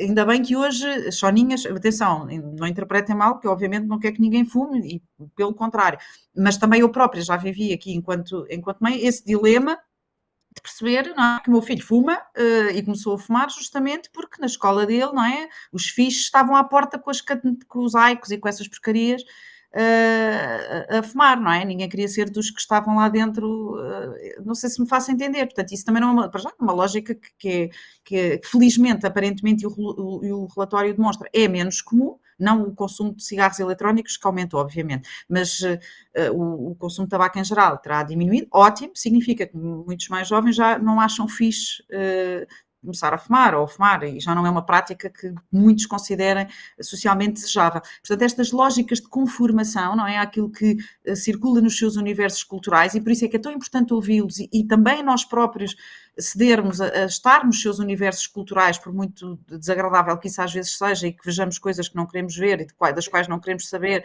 e que não nos interessam de todo, não é? Mas é importante estar lá para tentar perceber quem é que eles ouvem, o que é que eles ouvem, como é que comunicam, o que é que significam estas coisas, como é que contornam as regras, não é? Como é que também se faz isto de ir contornando as coisas, de modo a podermos de facto intervir, quer ao nível familiar, do sistema, pronto, mais próximo dos próprios jovens, não é? Como é que podemos ser, enquanto pais, não é? Ou enquanto famílias, uma voz influente, sabendo que nós sabemos na adolescência também um dos fenómenos que ocorre é precisamente a valorização do grupo de pares em função ou em detrimento de outros que até aqui tinham um papel mais preponderante, portanto a validação de si vem muito mais do grupo de pares do que vem propriamente daquilo que os adultos pensam, não é? Isso também faz parte, não queremos que seja de outro modo. E lembrar aqui também, uma coisa que eu acho que seria muito importante do ponto de vista das estratégias de intervenção, de abordagens também em contexto escolar, algumas das quais eu já tive experiência próxima e com resultados muito interessantes, que é usar metodologias de educação pelos pares, que são muitas vezes, portanto, usar o efeito multiplicador dentro dos próprios jovens, que poderá ser uma estratégia muito interessante a adotar, com metodologias participativas que envolvem, de facto, trabalham com os jovens e não para eles, que não venham de um lugar adultocêntrico, sobretudo porque o adultocentrismo, obviamente, se somos adultos, não podemos ser outra coisa que não aquilo que somos, mas para se trabalhar com os jovens, qualquer perspectiva, abordagem que seja entendida como paternalista por parte dos jovens é votada absolutamente ao insucesso. E, portanto, não é que nós queiramos ser paternalistas ou condescendentes, muitas vezes não queremos, mas sem a sua intervenção, mobilização e o envolvimento dos próprios jovens, facilmente caímos naquilo que os próprios jovens entendem como, olha, é como nós, quem se lembra dos desenhos animados do Charlie Brown, não é? Portanto, em que os adultos destes desenhos animados não se ouve nunca se ouvem, não é? Só se ouve blá blá blá blá blá blá, porque são adultos a falar, não interessa. E, portanto, dizer que de facto isto são aspectos que querem contribuir para o debate, não é? Também não tenho certezas, e que para chegar àqueles a quem precisamos de chegar, sobretudo, não é? Que são estes perfis que o próprio relatório já identifica, não é? E para os quais temos que direcionar a nossa atenção. Porque reparem, aqueles que não consomem muito mais facilmente e que não têm esse interesse, mais facilmente até ouvem um adulto a falar sobre o assunto e reconhecem aquilo que ele está a dizer, etc. Aqueles que, por isso, simplesmente já estão num caminho que nós percebemos que os consumos são combinados, não é? Portanto, há aqui uma combinatória de práticas, não é? Não há os que consomem álcool, os que consomem tabaco, os que consomem, normalmente, quando consomem, estão abriram essa porta para todas as vias, não é? Com mais ou menos intensidade, é chegar a esses, não é? De uma forma mais eficaz e para isso temos, obviamente, que os envolver e os mobilizar. Dizer uma última coisa que me parece muito, muito relevante é que este estudo termina porque estamos a falar do ensino público obrigatório, não é? Mas que aqui a linha de continuidade seria muito importante de fazer exatamente uma replicação, não é? Deste tipo de abordagem no ensino superior, onde eu, enquanto docente, tenho observado que muitos destes jovens que se mantêm muito fora deste tipo de práticas, não é? É no ensino superior que, de facto, acabam por iniciar os seus consumos, de desenvolver práticas, às vezes até bastante mais arriscadas do que o fazem. Acho que é muito importante ter aqui uma perspectiva de ciclo de vida, da juventude, se quiserem, mas também, pronto, já agora do resto também, mas de ciclo de vida, perceber exatamente se também não há aqui mudanças, não é? De protelar o início dos consumos, de desenvolver estas práticas em fases mais tardias do que se fazia, se calhar, nos anos 90, nos anos 80, nos anos 2000. E que isso também é um aspecto que eu penso do ponto de vista institucional para o ECAD fará todo o sentido, acho eu, não preciso dizer isto porque eu sei que concordam, não é? E que nós estou a pensar aqui, porque temos aqui várias pessoas do ensino superior e que lidam um bocadinho com esta realidade, que também nos interessa e nos importa muito e que no fundo não termina aos 18, não é? Aos 19, aos 20, aos 21 continuamos a ter estes dilemas e se calhar até com outra intensidade, não é? Pensar no jogo eletrónico, muitas coisas que a partir dos 18 são permitidas e que por serem permitidas, não é? O acesso, as dificuldades do acesso terminam e, portanto, podem representar problemas. Pronto. Obrigado. Não sei se o Dr. Rui Lima ainda quer dizer alguma coisa rápido. Não, muito rápido, não concordo em absoluto com tudo que foi dito e não tenho a acrescentar muito. Mais uma vez, reforçar, lá está, a importância de trabalhar com todos, essa questão que já foi dita de envolver os jovens, porque sem o envolvimento dos jovens estamos no mau caminho. E há muito tempo, por exemplo, nós estamos a tentar dinamizar junto das escolas promotoras de saúde ou das escolas saudáveis, como nós agora gostamos de defender, que haja até a figura do embaixador da saúde entre os jovens, que haja alguém na escola, não precisa, pode estar ligado à associação de estudantes ou não, tanto faz, isso não interessa, mas que seja um exemplo e que seja alguém que consiga também ouvir os jovens e fazer chegar aos adultos, lá está, o que eles pensam, porque muitas vezes também há essa dificuldade de chegar da escola conseguir ouvir a voz dos jovens. Isso penso que é algo que também é muito importante, porque senão continua a ser unidirecional e com os resultados que nós sabemos. Obrigado, Dr. Rui Lima. Antes de passar a palavra à doutora Alcina para o encerramento, queria só dizer que queria agradecer, obviamente, a participação de todos e também às perguntas da assistência, e dizer em meu nome e também agradecer em nome da Elsa, porque enquanto autores de um estudo é bom saber que o estudo serve para alguma coisa, que tem impacto, que serve também para discutir, para levantar questões, para perceber, para fazer estas leituras da realidade e, portanto, é reconfortante saber que serve para alguma coisa, que é um trabalho útil, que dá muito trabalho. E pronto, era isso. E mais uma vez obrigado pelo convite. Espero que tenha moderado isto de uma forma decente, pelo menos. E pronto, passo a palavra à doutora Alcina. Obrigada Vasco, Eduarda, Lia, Rui, também Catarina.